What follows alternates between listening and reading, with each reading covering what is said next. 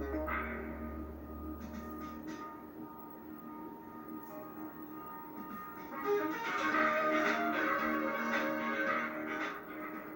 Jeremiah Films comes these hard-hitting motion pictures now available on video cassette.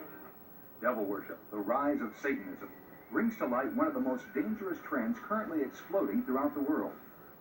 AIDS, What You Haven't Been Told, a shocking investigation into the myths, cover-ups, and political manipulations concerning our planet's deadliest virus. The Evolution Conspiracy, a breathtaking documentary featuring leading scientists from around the world attempting to unravel the mysteries of evolution and, in the process, uncovering what may be the most incredible hoax of the century. Gods of the New Age, a fascinating and disturbing motion picture which traces the history and occult origins of today's New Age philosophy, from its beginnings in mystic India to its mass infiltration into Western culture. Fear is the Master takes you inside one of the world's most dangerous cults and reveals firsthand how recruits are brainwashed into submitting to a maniacal leader. The Godmakers, a gripping investigation of the Mormon Empire, which exposes the deception of its massive political and financial network. Temple of the Godmakers continues the investigation of the Mormon Church and brings you inside the Mormon Temple as you witness secret occult rituals recorded for the first time ever on film. False Gods of Our Time, a 4-part series filmed on 4 continents, which accurately provides insights into the confusing and contradictory religions of the world. Operation Tentmaker boldly tells how ordinary men and women have become missionaries within countries that forbid the sharing of the Christian gospel. The Witness at Your Door, a behind-the-scenes examination of the beliefs and motivations of those uninvited door-to-door visitors, the Jehovah's Witnesses. The Mormon Dilemma dramatically presents an accurate comparison between the Mormon belief system and biblical Christianity.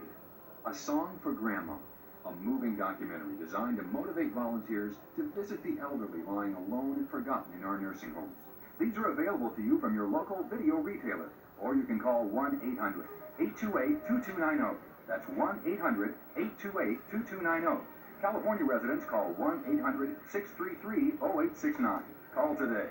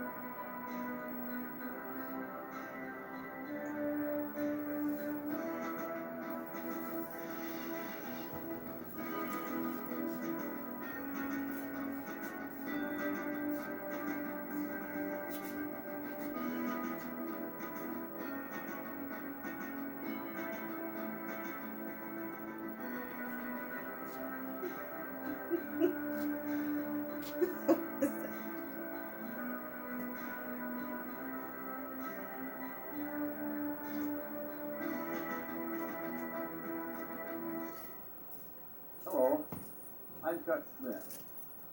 Christianity has played a dominant role in the development of Western civilization. When in England they say, God save the Queen, or in the U.S., one nation under God, it is understood that it is the God who is revealed in the Bible. The backward and undeveloped nations with their witch doctors who worship spirits, black magic, their sacred cows and holy men were considered pagan. Their beliefs were considered superstitious and largely responsible for their primitive standard of living. With the coming of Christian missions, there came schools and hospitals and a respect for life. It seems preposterous to think that intelligent men in an enlightened age could ever again believe in the power of crystals or listen to oracles.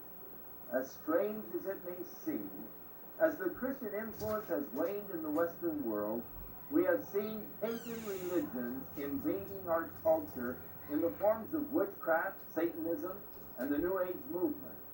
With the power of these movements growing, we have observed increased drug abuse, gang killings, the killing of infants in satanic rituals, as well as the killing of infants in the womb. Jungle mentality is beginning to prevail smile on the streets of many of our communities. In this edition of The Pagan Invasion, we're going to be investigating the event known as Halloween. It is a festival that conjures up images of ghosts, skeletons, or witches on broomsticks, and little costumed children scurrying about the neighborhood.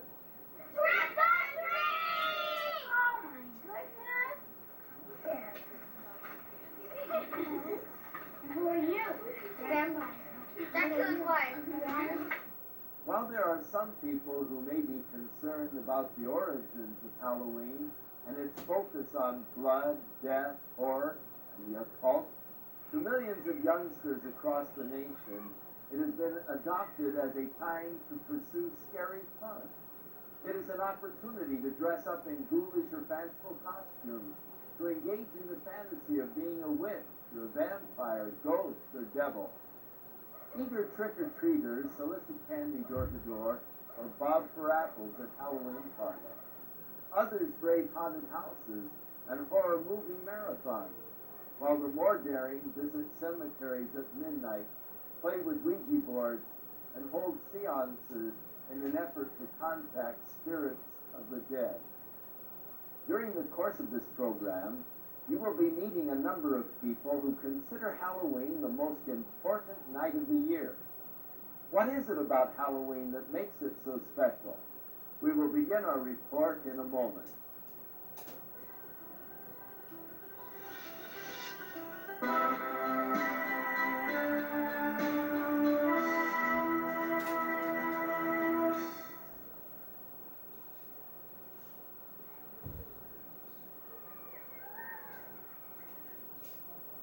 One of the biggest promoters of Halloween is our public school system. School-sponsored Halloween-themed activities often include dances, costume contests, carnivals, arts and craft projects. Education officials admit that more effort is usually put into the celebration of Halloween, which is a religious festival, than any other religious festival, including Christmas or Easter. Is the stimulation of a child's sense of fun and fear all there is to Halloween? Or is there more? For many entrepreneurs, Halloween is big business, a major promotional event used to inspire billions of dollars worth of revenue. In addition to the usual costumes of cartoon characters for children, a growing number of outlets are featuring more macabre and sinister creations for purchase.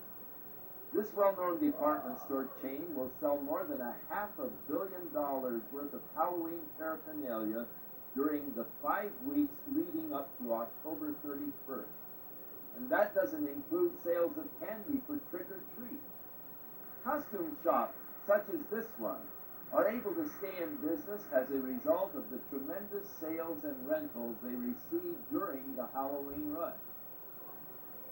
Farmers also view Halloween with an eye toward making big profits.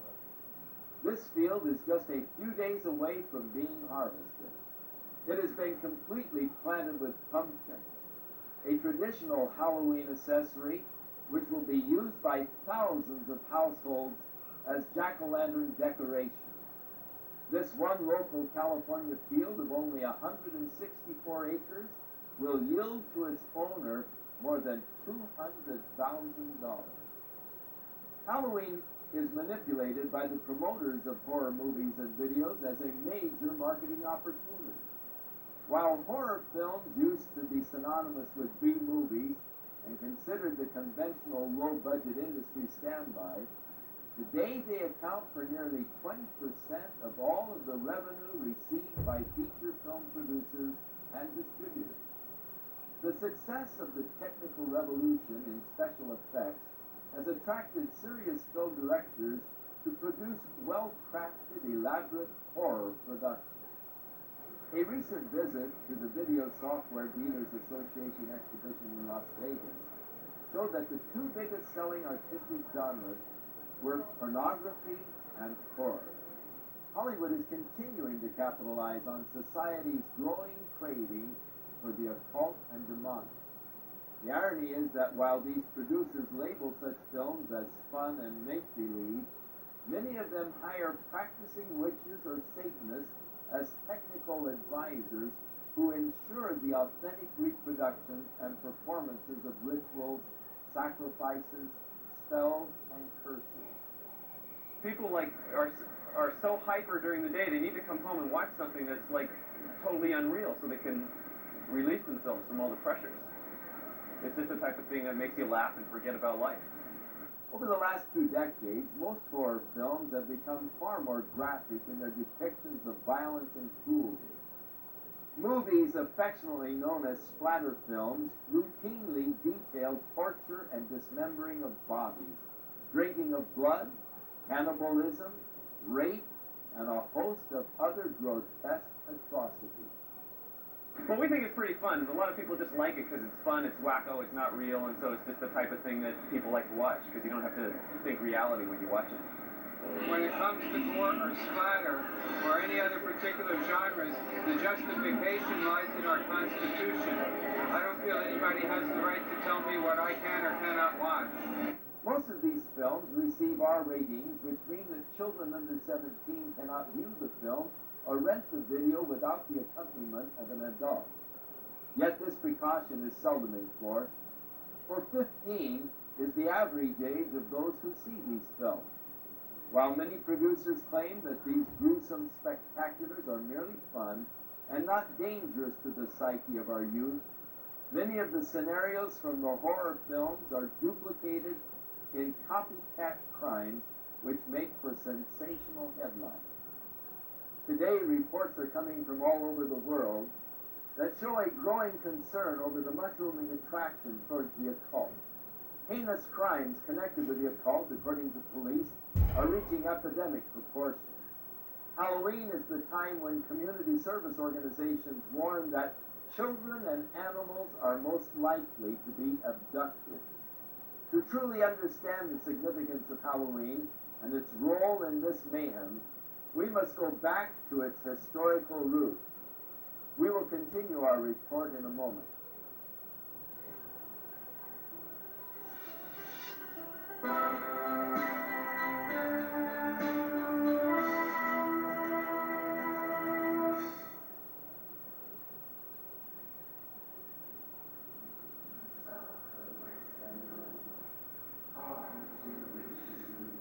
What you are looking at are actual rituals and spells being performed by practicing witches and druids throughout America and Europe.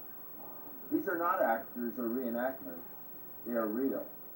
Carol Matriciana has spent nearly 15 years involved in occult and occult-related research and writing. She is author of the bestseller, Gods of the New Age.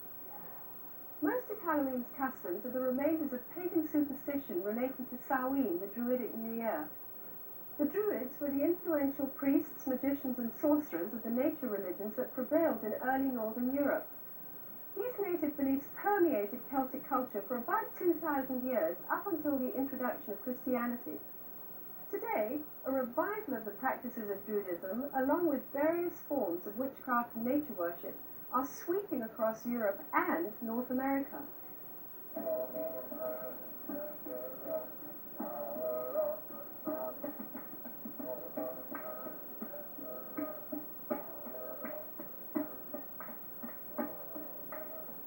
The Druid orders are full of people from all walks of life, from soap opera stars to doctors and lawyers, dentists and toilet cleaners.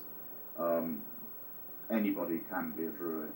I'm standing on Primrose Hill, which is one of the sacred sites in London, and it was here that the Druid Order was inaugurated in its last, most recent cycle in 1717, when a number of Druids from Wales and Scotland and Ireland and Brittany and England came together, and it is here that some of the ceremonies are held. Samhain was seen as a time when the dividing line between the dead and the living was at its thinnest. Consequently, contact with spirit beings was thought to be easiest. Samhain was also one of the major fire festivals of the Celts. At this time, the Druidic priesthood led the people in diabolical worship ceremonies in which they would sacrifice animals and humans in ritual killings. human sacrifice has absolutely no place in the modern tradition at all. Nobody believes that just because certain things happened in the past, we have to follow suit. All one can say is that Druids certainly don't now, and just because we see a pagan revival doesn't mean that we wish to go back to barbarism of any sort. So it's a bit of a red herring. It's not something we like to talk about. The name for Druids is believed to come from the Greek word drus, meaning oak. Druids usually select groves of oaks for their ceremonies and use the leaves in their sacred rites. The work of the Druids consists in reuniting us with the world of nature externally and internally with that stream of ancient wisdom and knowledge. Hear the call of the Gorsef in the north. Yeah.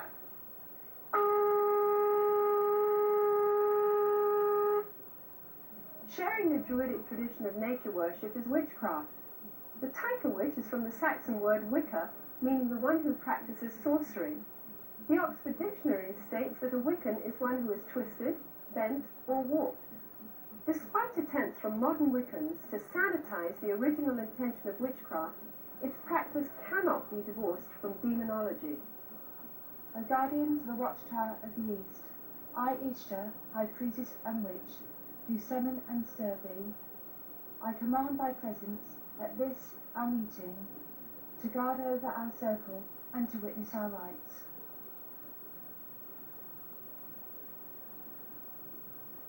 So note it be.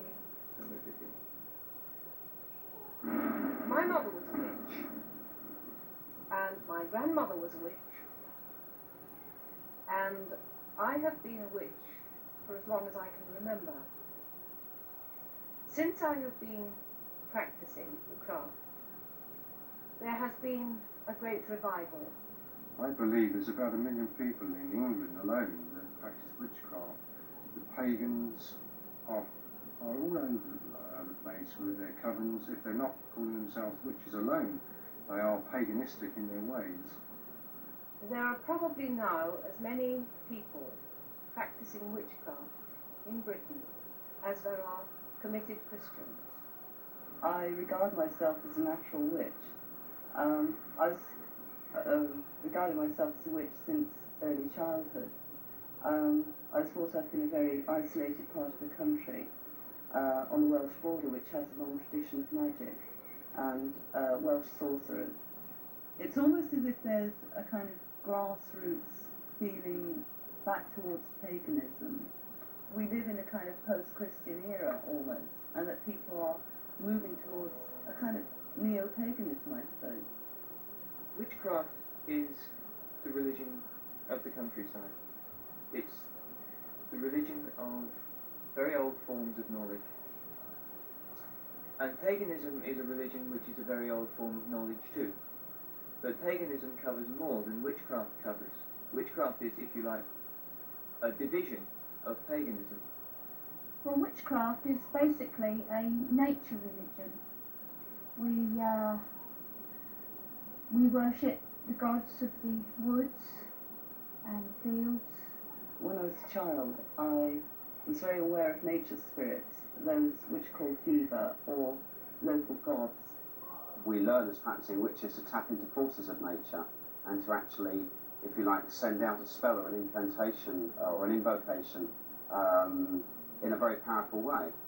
It's in many ways to bring you back to nature, to bring oneself back to nature, and to learn how we fit in with the natural scheme of the universe and the natural scheme of the earth, and understanding what we need to do to heal the planet.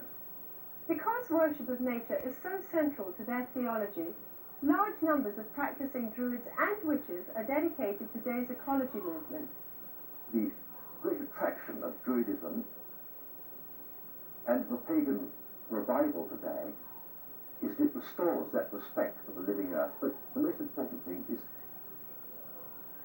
I think, to understand the need for a different relationship to nature, for a rediscovery of that way in which the ancient Druids related to their living earth. We have a number of initiatives which include planting groves of sacred trees,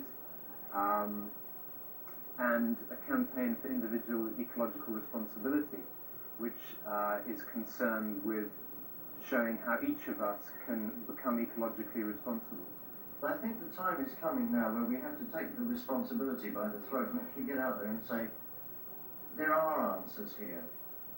I'm not prepared as a pagan, as a priest, and as a practicing witch to sit back and see my planet, my mother, rent any longer. Halloween is often confused as a Christian holiday because of its association with Christian All Saints' Day or the Eve of St. Hallows, All Souls' Day. In fact, the original Christian dedication used to be celebrated in May and was intended to honour those Christians who died for their faith. But by the 9th century, the influential Roman Catholic Church changed the holiday to November, and the Protestant Church soon followed. Today, a thin Christian veil attempts to disguise an ancient pagan festival of the dead, which has become not only a secular observance, but notorious as the most favoured holy day of witches, sorcerers, and devil worshippers. I can't really say when I became interested in Wicca, but it's always been part of me, part of my roots. I love Halloween. I think I'm a very autumn person.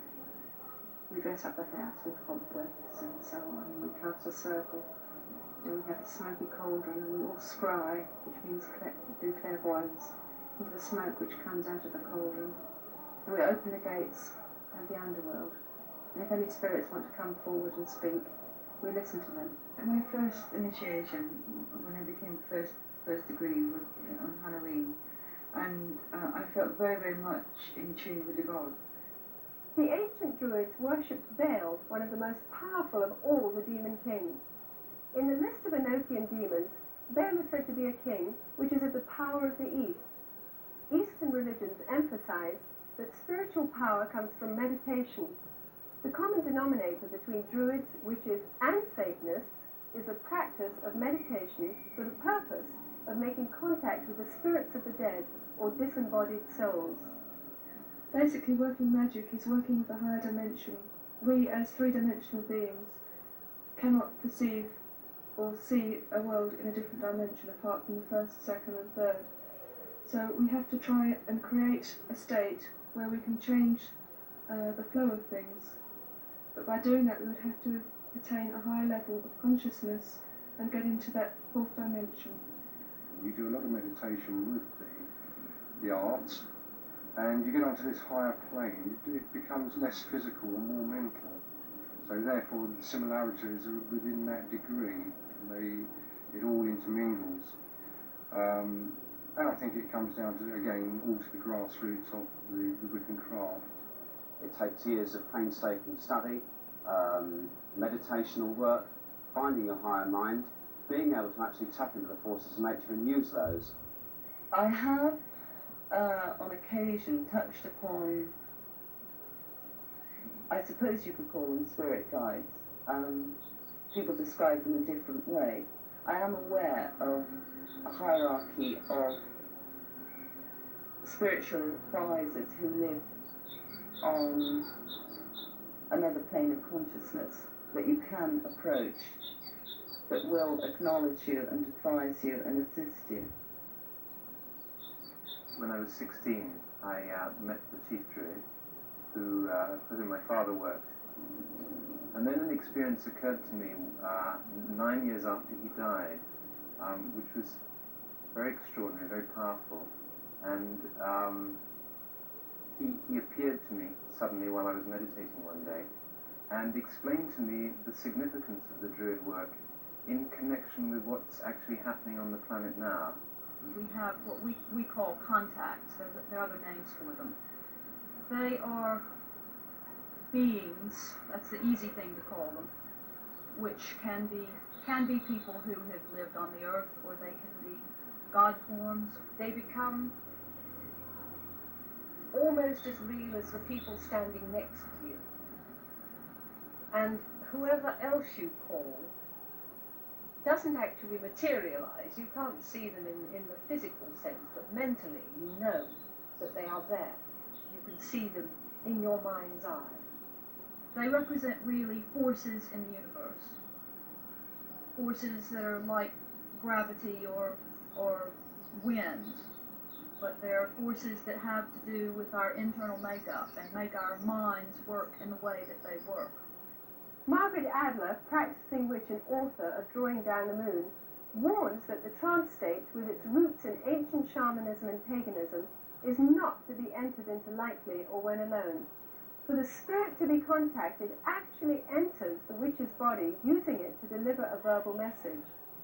There's a possibility if you don't cast a circle, the forces that could come into the room could take over in a form of possession.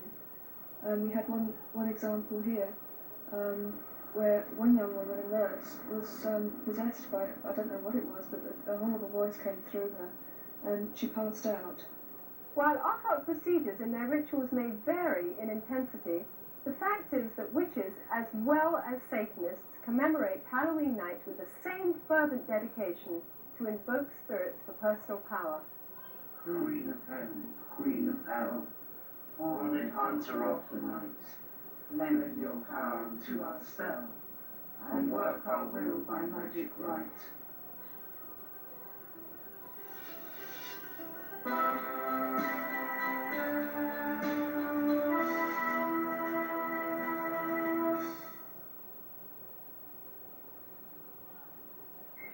I got into Satanism simply because of the promise of power and wealth, and by being invited to some parties which I went to, I was told I could have those things, but it was a special gift that I couldn't have until I had been initiated. Today, Audrey is fortunate to be alive. One Halloween night some years ago, she was indeed initiated into a satanic coven. And what she naively thought was going to be fun turned out to be one of the most sickening experiences of her life. And it was just the beginning. For the next 5 years, Audrey remained in the coven, witnessing and participating in unspeakable horror. She eventually escaped, only to spend the next 17 years dealing with the effects of her terrifying confinement. Due to what Audrey describes as a relationship with Jesus Christ and a conversion to Christianity, Audrey says she has now been healed of her mental, emotional, and spiritual experiences. Today she can talk with confidence about her ordeal with Satan. Whether the public chooses to believe in the frightening growth of Satanism or not, the fact is that a highly organized network of Satanists are operating in America and Europe today. They seem to be respectable members of society and are integrated into all professions and walks of life. Hal Lindsey, voted the best-selling nonfiction writer of the 70s by the New York Times, wrote of the statistical acceleration of Satanism in America 20 years ago in his book, Satan is Alive and Well on Planet Earth. We came out to a place in the hills east of Los Angeles, to a location that has been identified in the past with ritual worship, and we believe Satanism. Frequently, this site has been discovered with candles that have been used in ritual, and you can look at some of the artifacts we found here today, upside-down crosses that were put around, bones that are scattered around here, and various satanic symbols, but also something disturbing in the light of what we'll be talking about in the future, and that is the diaper of a very, very small baby. You know, I believe that this country is experiencing a pagan invasion, including a new upsurge of practice of witchcraft, the New Age, and as we will talk about today, outright Satanism.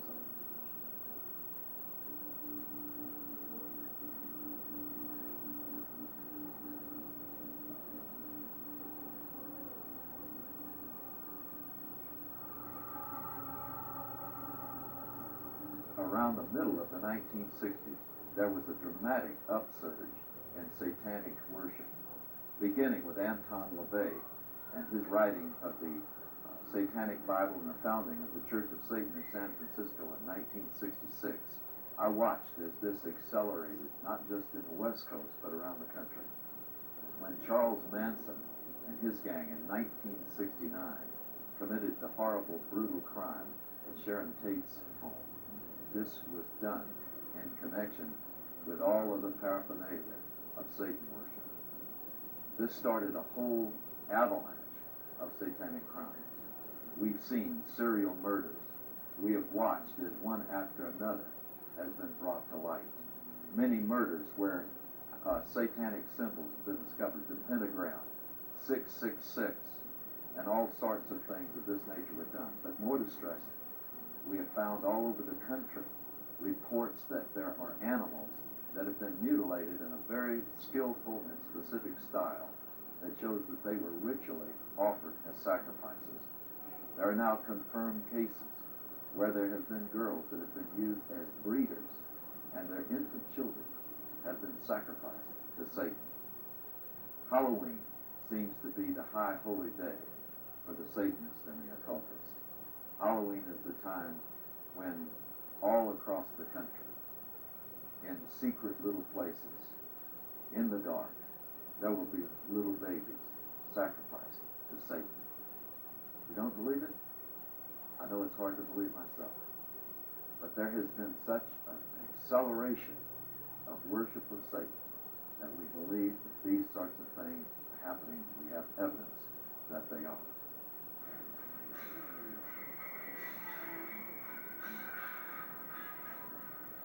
Satanism exists in this country as it exists elsewhere. It is appallingly evil. It is about murder. It is about child abuse. It's about sexual abuse. It is no joke and must be taken seriously and must be dealt with.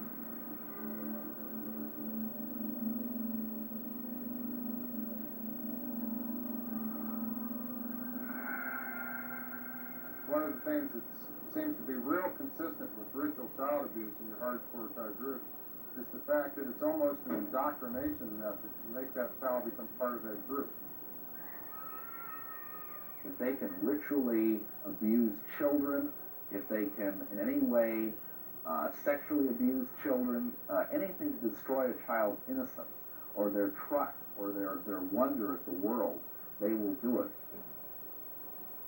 The most tragic stories that I've ever heard are where a child has told people what's been happening, and the adults have said, don't be stupid, that doesn't happen in this country, you're making up stories, you're lying.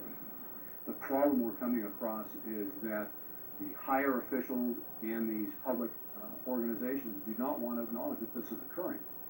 We need to lift that veil of misunderstanding and say, hey, this is a crime to be dealt with. It's the crime of the 90s. It's not going away. Is the court system able to handle this type of philosophy? Do they believe in Satanism? I mean, a lot of people just laugh at it.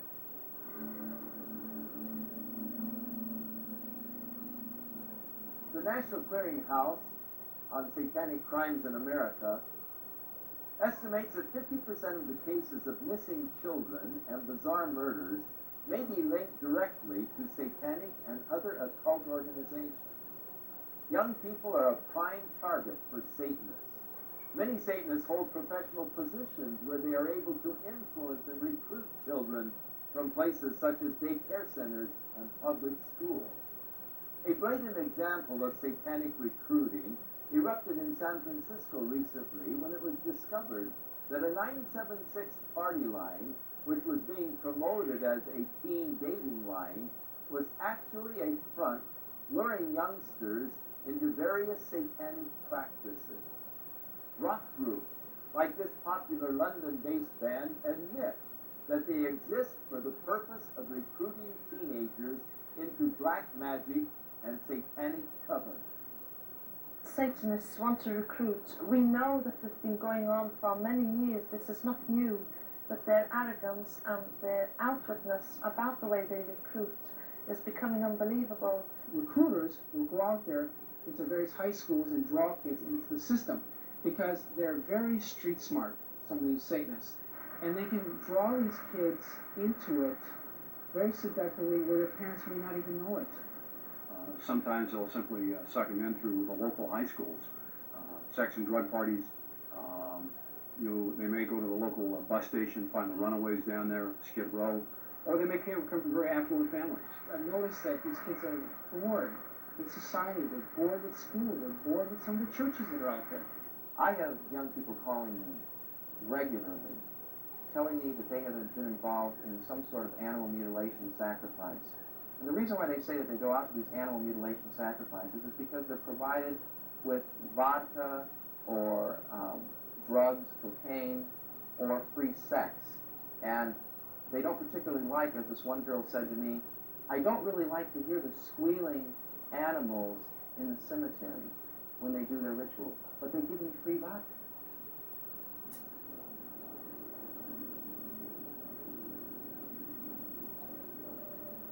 We have an epidemic of young people participating in some strata of Satanism.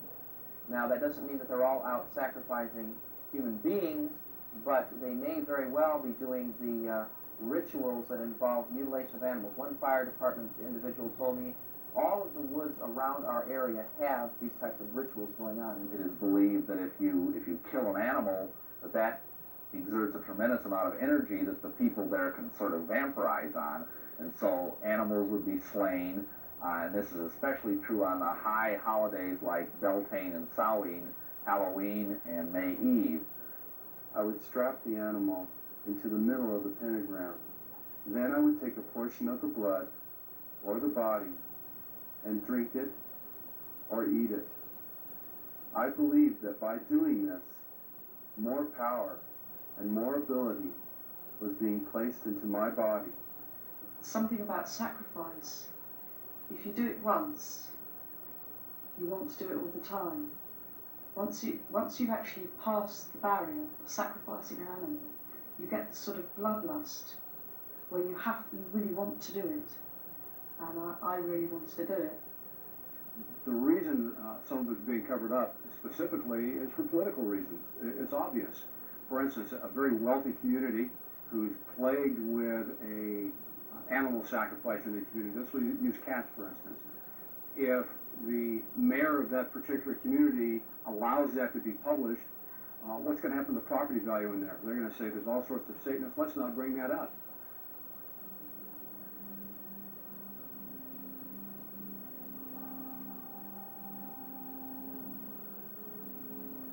This lady in a black robe came forward with this little baby, and at first I didn't realize it was a real baby, and she just laid it on the altar. It was breathing, but it wasn't crying. And then the high priest just took the athame, or the ceremonial dagger, and just cut the baby's throat and caught the blood in a chalice. At that point, I was staggering, reeling. I thought I was just going to throw up. I just couldn't believe it, but by then I was so scared that I just stood there. And then when I was led forward, I thought, this is it, it's your turn, they're going to kill you. And I was lifted up onto the altar. Now, I at that time was still in white. It was part of a sacrifice known as the Sacrifice of the White Virgin. And the same blood that had come from the baby was daubed all over my body. Then the high priest raped me